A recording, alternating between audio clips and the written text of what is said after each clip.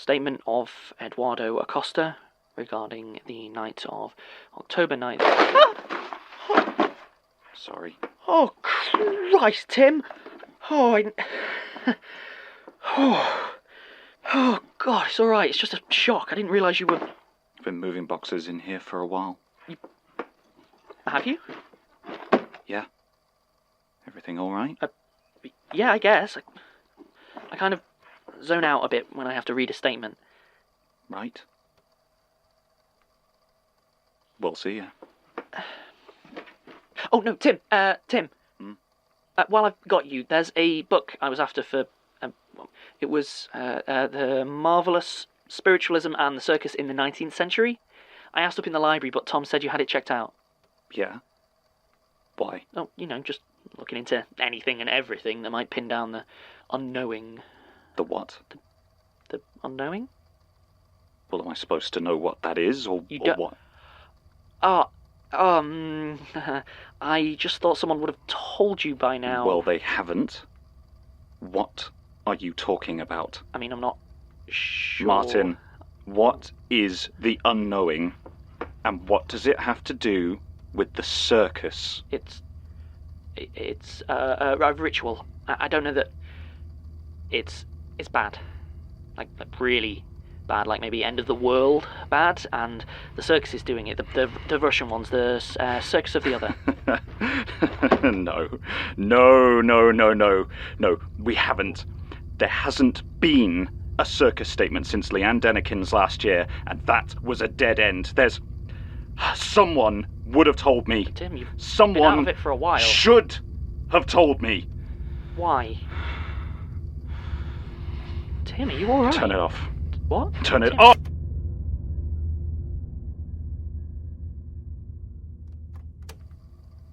Please, Tim.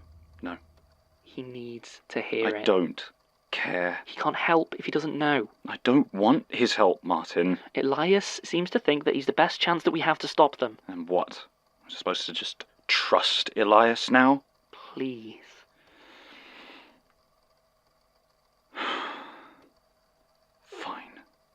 Fine. I'll tell him in person when he gets back from wherever it is that he's vanished to. China. And if you try to tell him in person, you'll just end up at each other's throats. You know you will. Statement of Timothy Stoker on the disappearance of my brother Danny 4 years ago. June 14th, 2017. Thank you. Statement begins. My little brother Danny. He was always better than me. He was a couple of years younger, but by the time he hit 21, he was already taller, fitter, better looking. I mean, he didn't have my winning sense of humour, but he didn't need it. Charisma, it wasn't a problem for him. I think a lot of people in my situation would have been jealous, but not me. I was just proud of him. He was always doing some charity race or endurance course, getting modelling gigs while I worked quietly away in publishing. It made me smile. I remember he actually got a job doing some publicity shots for the company that owned my local gym. There was a good 5 months where, whenever I walked down to my offices, there he'd be, twice as large as life, smiling down from a poster and challenging me to take them up on their joining fee, or lack thereof. I never did, but it always brought a smile to my face when I saw it. We didn't really talk much, me and Danny. We were still pretty close, and he'd usually keep me updated on whatever his latest obsession was. He tended to throw himself into a thing completely for about 6 months, and well, then he'd get bored, and something new would catch his eye. Like, back in 2013, it was urban exploration. He'd come down to London, stay with me for a couple of days, and we'd end up having drinks with Abigail Ellison, who's a mutual friend of ours from back home. Abby had been doing the urban exploration thing on and off for a few years, and was telling us a few of her close calls in some of the sites down near the old Docklands. As she talked, I was just watching Danny's eyes light up, and I knew exactly what was happening. His passion for sailing was starting to wane after almost a year, and I was sure I was watching him discover his next project. When Abby mentioned she had a trip lined up for the old Millennium Mills in Newham, well, it was pretty much a done deal. At the time, I quite liked the idea. It wasn't the weirdest thing to ever catch Danny's attention, not by a long shot, and secretly I thought he and Abigail would maybe make kind of a cute couple, so I was quite encouraging. Not that he needed it. It's weird, isn't it? The things that can change your life. You can plan for all the devastating, terrible possibilities you can imagine, and it will always be those tiny, unexpected things that get you. You know, the things that you never even noticed as they were happening, just nudging everything into motion. But even if there was a way I could have known, I really don't think I'd be able to have stopped him. So, for the next few months, that was it. My cool little brother was an urban explorer. It suited him. I got used to my phone buzzing at my office desk as he filled it with pictures of his smiling face in front of some, rusted machine or hidden tunnel. He never did get together with Abby, but it only took a couple of trips with her and he'd learned what he needed. He talked a few of his friends into it, like always. Started going on trips further afield. I thought he'd be down in London more than he was, but it turns out there are even more interesting, abandoned places up north. They tend to be less guarded than they are down here, so that was where he spent most of his time. There was one thing that did draw him down to London, though. What he referred to as ghost buildings. There might have been some official name in the urban exploration community, I don't know. He stopped using the jargon around me after I joked that Urbex sounded like a brand of drain cleaner. What he was talking about was the places where newer buildings had been constructed in, or over the remains of an earlier one, but development had left some of the old pieces intact. Sometimes it was just a wall or two, made out of a different material, but occasionally there'd be an entire hidden basement or bricked-up room. I don't know why, but Danny loved them. He talked for hours about crumbling pieces of history desperately clinging on to existence, but to be honest, I never really got it. I guess I didn't have to. Anyway, according to him, London had more of these ghost buildings than anywhere else in the country. He'd been exploring for a few months when he first mentioned Covent Garden Theatre.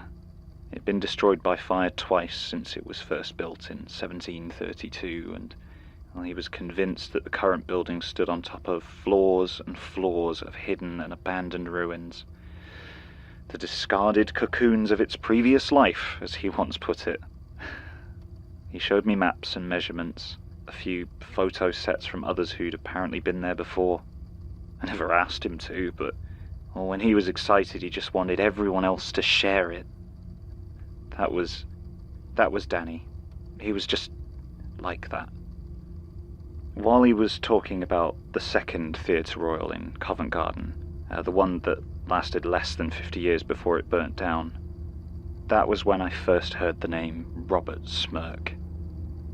All through this, I was trying to talk him out of going, because, well, what had once been the Covent Garden Theatre is nowadays known as the Royal Opera House, which is about as far from an abandoned building as you can get, and I really didn't think that trespassing there would be a good idea. But Danny didn't want to hear it. He wasn't going into the main building, he told me, and had figured out a route he claimed would lead him into the abandoned levels below without crossing anywhere that might actually attract security. And he was going alone. So he didn't need to worry about attracting too much attention. I told him it was a bad idea, but I'd never been able to stand in the way of his confidence. So late on Wednesday night in August 2013, my little brother went to break into the ruins hidden under the Royal Opera House in Covent Garden. It sounds so ridiculous to say it out loud, but there it is. I don't know how long he was gone. I went to bed around 1 in the morning and he hadn't gotten back. It was a hot night, and I woke up a few hours later needing a glass of water. There were the first hints of dawn filtering in through my living room windows, giving it this quiet, otherworldly feeling. Danny was sat in my big armchair, completely still. I smiled, feeling suddenly a little bit unsettled and trying my best to hide it. And I'd asked how it had been, but he didn't answer. I asked him if he'd found anything, and he nodded slowly. I saw as he tilted his head that his cheeks were just wet with tears. He mumbled something then, very quietly, and I couldn't really make it out, but it sounded like the name Joey. It was all kind of surreal, strange, and I started to think I might be dreaming, but I'd never seen him cry before. I tried to talk to him, find out what was wrong, but he just kept shaking his head. We sat there in silence for a long time. I didn't know what to do. The whole situation was so alien. I thought maybe I could try and get him some rest, let him collect himself, so after some coaxing, I got him onto the couch. As he laid down, I heard him say something else. I thought it sounded like the show must go on, and at that moment, I actually thought that was a good sign. I watched for a few more minutes until he was asleep, and then I went back to bed, though it was a while before I fell back to sleep. That night was the last time I ever saw Danny. When I woke up a few hours later, he was gone. He left no note, no hint of where he may have gone, and the only thing that showed he'd been back at all were a small pile of sketches he'd drawn on some scrap paper from my printer. On each there was a clown, the same clown. A shock of dark hair, vertical on the top of his head, porcelain white face, bright red lips painted in a wide, pointed smile, and a crimson diamond running down each cheek from just below his eyes. The lips may have been smiling, but the mouth my brother had drawn was dark, an empty circle that made me feel cold. I should have called the police. Well, maybe not now I've met some of the ones who've dealt with these cases, but I shouldn't have followed him. I shouldn't have checked the notes Danny left about where to get in and what to watch out for en route. There's never really any hope for me though, was there? This was how it was always going to go. Danny's notes were very comprehensive. Finding the entrance to the old, disused part under the Royal Opera House wasn't nearly as difficult as I thought it might be. He hadn't reattached the chain he'd broken to get in, and it didn't look like anyone had noticed to replace it. The entrance stood open, and even though it was the middle of the day, it became almost completely dark as soon as it crossed the threshold. I think he must have done some work on the hinges too, because even though I could see the rust eating through them, the door opened in complete silence. I stepped inside. Back then, I didn't know enough about Robert Smirke's architecture to recognize his work. I just thought it was a really well-preserved sublevel. The corridors were wide and solid, and my torch showed columns that were that regular geometry that I've come to recognize. Compared to the summer heat outside, the air was cold. I found myself shivering in just my t-shirt and shorts. The whole place looked spotless, a lot cleaner than any pictures I've ever seen of urban exploration or abandoned sites. I couldn't really see why the Royal Opera House above wouldn't use this space, why they just let it sit here untouched and hidden behind a locked and unmarked steel door just off of James Street. I was still wondering about this when I walked into the auditorium. At the time, I wasn't exactly sure what I was looking at, but I've now seen pictures of the second Theatre Royal in Covent Garden, the one designed by Smirke. I can say it was identical. A perfect recreation of the old stage and tiered seats, the decorations and the boxes. There are only two differences. That it was almost 20 feet below the ground where the original stage was, and that everything from the floor to the seats to the blank and faceless audience, was entirely hewn out of crude stone. There was no light except for the headlamp I had taken from my brother's pack, and it swept over a full house, 4 levels of unmoving stone watches, 2 thumb-sized indentations focused towards the stage. There was nothing that indicated they were any newer than the rest of the place.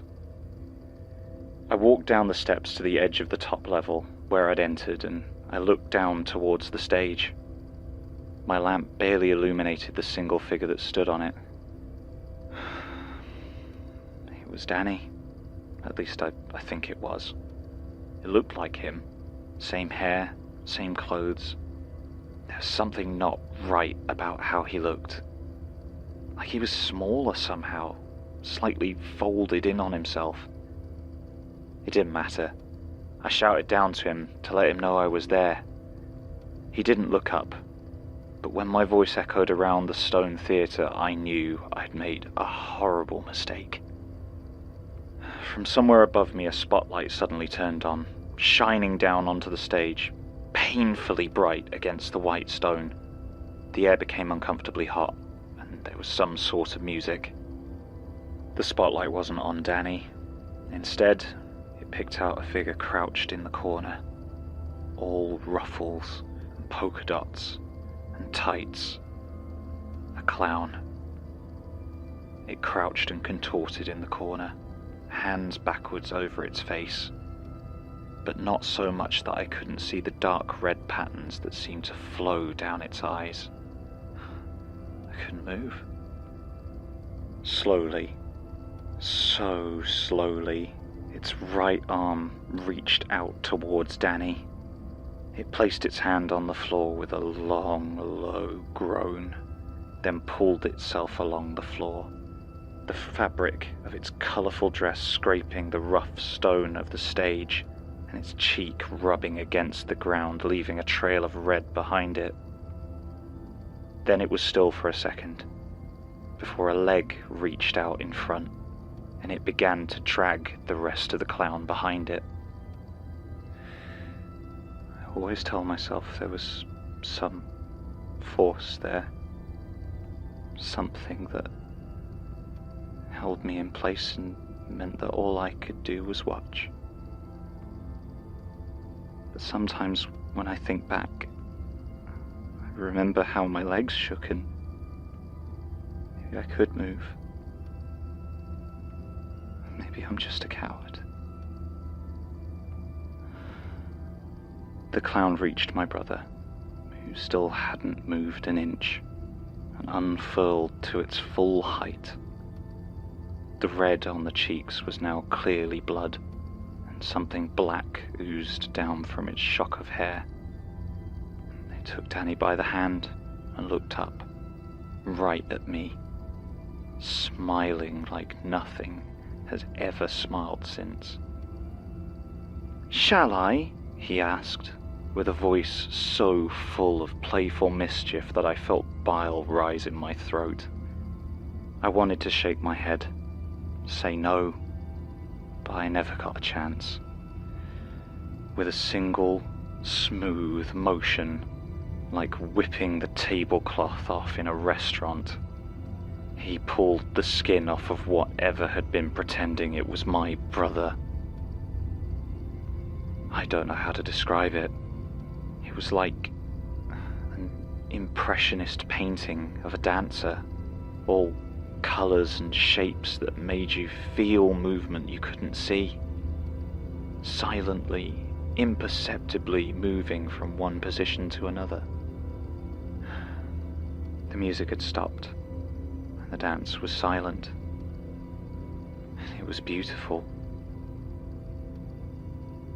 The next thing I remember was the cool night air on my face as the opera house patrons pushed past me to get into the evening performance of Tosca. In my hands I held an old black and white circus flyer. It was written all over in Cyrillic, but in the bottom left corner was a certain clown's face, leering out at me, billed as the guest performer. As I watched, it crumbled to ash floated away on the breeze. That was the last time you ever saw your brother? Yeah. You never went back? To the auditorium? No. If I had, I don't think they'd let me leave a second time. That's why you joined the Institute, isn't it? I thought I might be able to find something about what happened, but I guess at some point I stopped seriously looking and started to just get comfortable. Until John... Until the archives. Yeah.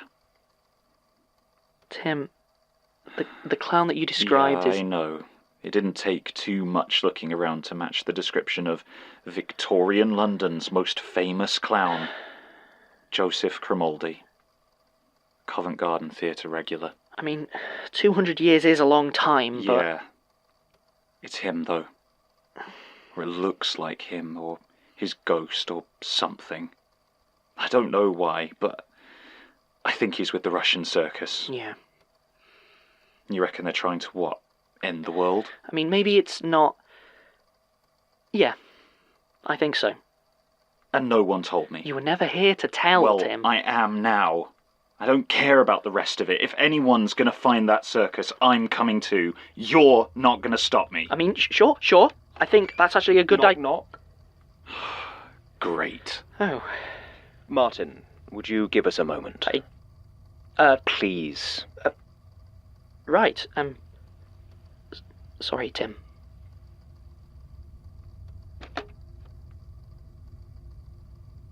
You were watching then? Most of it. Surprised you didn't know it already. That's your thing, isn't it?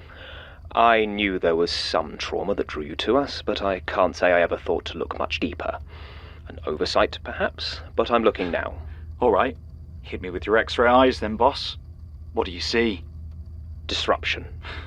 An unpredictable, angry man with nothing left but the desire to feel in some way revenged. Ooh, terrifying. Surely only magic could have let you see so deep inside my very soul. Tim, I'm only going to tell you this once. Please stay away from the unknowing, the circus, all of it.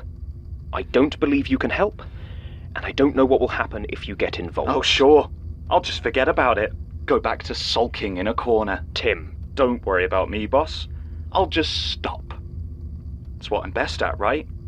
Don't want to get in the way of your evil plans, do I? I mean it, Tim. Oh, you mean it? Oh, well, that's different. Okay, well, let me tell you what. If you want me to ignore everything that's going on, forget my brother and everything that's happened over the last 2 years, how about you kill me? I don't want it to come to that. Well, me either. But here we are. So my proposal for you is this. Either kill me, or fuck off. I'll come back when you're feeling more reasonable. Then I guess I'll see you in hell.